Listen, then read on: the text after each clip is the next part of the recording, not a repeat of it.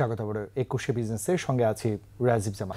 দর্শক, এখন রয়েছে দেশের ব্যবসা বাণিজ্য এবং প্রস্তাবিত বাজেট নিয়ে বিশেষ আলোচনার জন্য আমাদের সঙ্গে এই মুহূর্তে স্টুডিওতে উপস্থিত রয়েছেন ব্যবসায়ীদের শীর্ষ সংগঠন এফবিসিসির সাবেক প্রেসিডেন্ট এবং নিটল নীলের গ্রুপের চেয়ারম্যান জনাব আব্দুল মাতলুব আহমদ। আমরা সংযুক্ত কথা বলছি তার সাথে। জনাব আব্দুল মাতলুব আহমদ, আপনাকে স্বাগত জানাচ্ছি আমাদের আজকের আলোচনায়। ধন্যবাদ আপনাকে।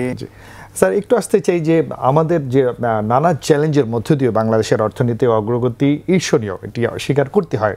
যদিও আমি বলছিলাম যে আমাদের অনেক বিষয় রয়েছে, চ্যালেঞ্জ আছে, কিন্তু এইখানে আমাদের বেসরকারি উদ্যোক্তাদের সাথে সাথে আমাদের ব্যাংকিং সেক্টর একটি বড় কিন্তু সাপোর্ট রয়েছে, বিশেষ করে আমাদের কেন্দ্রীয় ব্যাংক।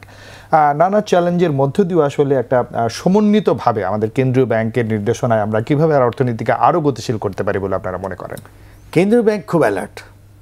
ডলার সাপ্লাই, মানি সাপ্লাই, তো আমি দেখেছি ওনারা অনেকভাবে চেষ্টা করেন ডলারটা একটু কীভাবে রিজনেবল রাখা যায়, কী করে মানি সাপ্লাইটা দেখা যায়, এবং ওনারা একসময় কিন্তু টাকা ছাপিয়েও আমাদেরকে টাকা সাপ্লাই করে দিয়েছেন। এখন কিন্তু ওনাদের ধারণা হচ্ছে যে আমরা না ছাপিয়ে আমরা ব্যবসায়ীদেরকে টাকা অ্যাভেলেবেল করতে চাই, ব্যাংকের কাছে অ্যাভেলেবেল করতে চাই, ডলারটা আমরা রিজনেবল রাখতে চাই। আল্লাহর রহমতে আমি এটা বলবো, এক কথায় বলবো, কারেন্ট যে বাংলাদেশ ব্যাংকের গভর্নর সাহেব আছেন, রৌফ সাহেব, he has done a wonderful job. আমাদের কিন্তু এক্সপেকটেশন ছিল ডলারটা 150-60 চলে যাবে। একসময় বলছিলাম যে পাকিস্তানের 280 হয়ে গেছে, আমাদেরও এমন হবে, কিন্তু আল্লাহর রহমতে হি হ্যাজ কন্টেইনড ইট। অনেকে অনেক সমালোচনা করে, কিন্তু আমরা এন্ড রেজাল্টে থাকি, আমরা তো মাটিতে থাকি, ব্যবসা করি ডাইরেক্টলি।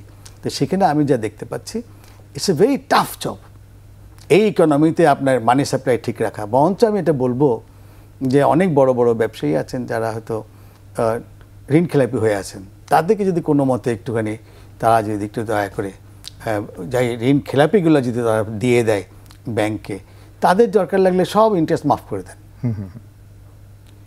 আমার কেন জানি মনে হয় এরকমভাবে ব্ল্যাক মানি, হোয়াইট মানি এইসব কথাটা না বলে যারা ঋণ খেলাপি আছে, ঋণ খেলাপি হয়েছেন যারা অনিচ্ছাকৃত, তাদের প্রিন্সিপাল জানিয়েছেন, প্রিন্সিপালটা ফেরত দিয়ে দাও।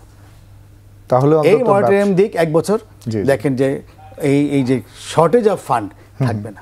অবশ্যই আমরা সেই প্রত্যাশা রাখছি। নানা চ্যালেঞ্জের মধ্যে দিয়েও বাংলাদেশ মাননীয় প্রধানমন্ত্রীর সাহসী ভূমিকা আপনাদের মাধ্যমে আরও এগিয়ে নিয়ে যেতে পারবেন, সেই প্রত্যাশা রাখছি। স্যার, আপনাকে ধন্যবাদ আমাদেরকে সময় দেওয়ার জন্য। আপনাকে অনেক ধন্যবাদ, ইটিভিকে ধন্যবাদ।